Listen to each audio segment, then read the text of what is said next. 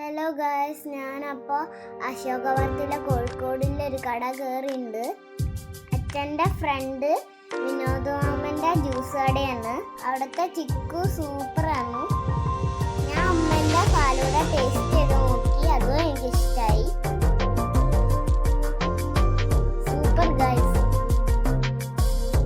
ഇവിടുത്തെ MS ആണ് ശരിക്കും ഫേമസ്. ഇവിടെ എല്ലാ ജ്യൂസും കിട്ടും. ജ്യൂസും എല്ലാവർക്കും ഇഷ്ടപ്പെടും.